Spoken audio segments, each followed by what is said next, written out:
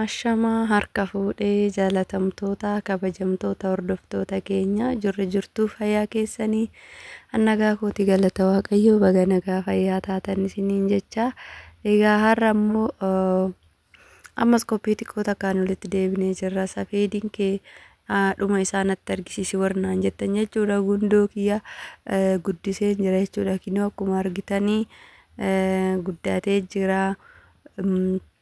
Amma hagamuu namni jechuudha marsaa 10 irra namni ammoo jechuudha mucaan kiyya na gargaara jira lilmoo jechuudha lilmootti kirrii naa galchaa jira jechuudha kirrii naa limoon baay'eedha limoo sana kirriitti naa galchee lafa naaf godhaa jira isiniin jechuu barbaade tanani egaa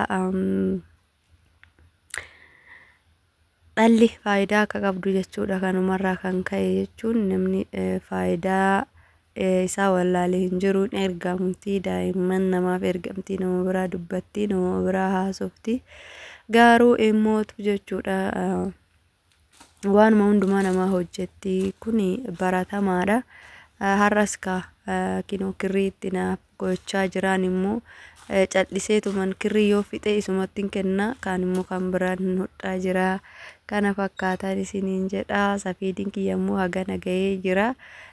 Irra taa'ee hodhu duwwaa dubbachuuf osoo irra taa'ee hodhee torbee takka irratti fudhattu jechuudha. Ani amma kana yoo guddate guyyaa 3 yoo hodhe jechuudha. Guddatu isaayyuu irra hin taa'u 3 yoo hodhe guyyaa 3 jechuudha. Kuni walumaa galatti guyyaa 3 anaafi guyyaa san jechuudha. Guyyaan calqabee isin viidiyoo hojjedhu sanii guyyaa takka qofa erga sanii guyyaa 2 hodhee arraan guyyaa 3ffaadha jechuudha. Arras guyyaa guutuu miti jechuudha. Osoo guyyaa guutuu ta'ee torbee fudhattu jechuudha dhugaa yoon dubbadhe. Kana fakkaataa kanarra jirra hojiin keenya kana isiniin jedha akkatti bareedu argitaniirtu. Kanaaf osoo nan bita jedhee birrii jechuudha maallaqa isaa 1,500 1,700 jechuudha. Kan seeran hin hodhamne immoo kuuma akkas jechuudha kana baasee bituurra madaabaraaf sutanni agamuu nan fidne madaabaraa 3 birrii 100 fi meeqan hin bite 100 hin bite shutannis immoo birrii 15 3 hin bite 3 hin bite jechuudha birrii 15 baay'ee rakasa kuni hidhuma tokko jechuudha hidhaa 15 tokkotu itti dhume.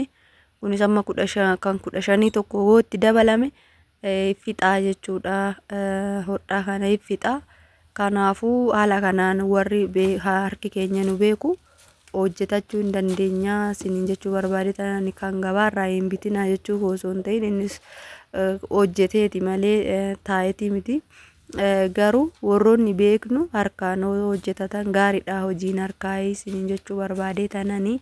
Waan maallaqa itti baasuu hin qabnetti baasuun gaarii akka hin taane isiniifenni jechaa jira.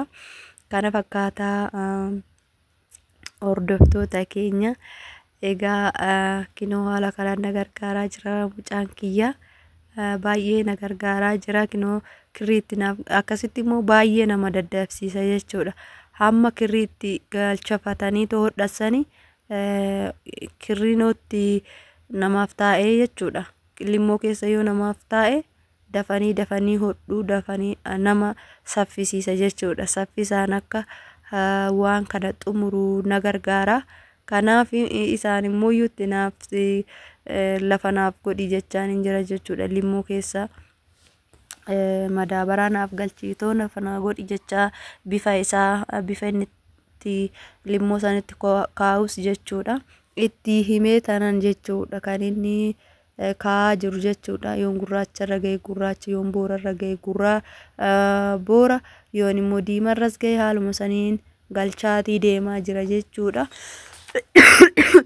Kana fakkaataa warroonni dhuma ishii nuu fidii dhuma isaa jettani amma waanuma xiqqoon na hafe hojiima guyyaa 2ti. Ishee san itti xumuruuf gaheera isa fakkaata kana fakkaata guyyaa xumura isaatis immoo isiniif qabadhee nan dhufa osoon immoo irra taa'e seeraan jechuudha. Yoo guddatte torbeeyyuu eegu garummoo ani waan irra hin teenyeefin jechuudha. Irraan ta'uu hojiin biraatis jira waan ta'eefi kana fakkaata yeroo hundarra taa'uunis immoo baay'ee nama ifachiisa. Kanaaf yeruma tokko dibbirtiitti bahee tanan jechuudha. Kana hunda hojjedhee jechuudha. Hammanaan gahee yoomurus isinittiin argisiisa. Baay'ee guddoodha. Kaameraarraa baay'ee fagaannee waan jirruuf malee jabduudha. Akkuma argaa jirtanis immoo hedduu bareeddi jechuudha. Halaalaa fa'a baay'ee bareeda.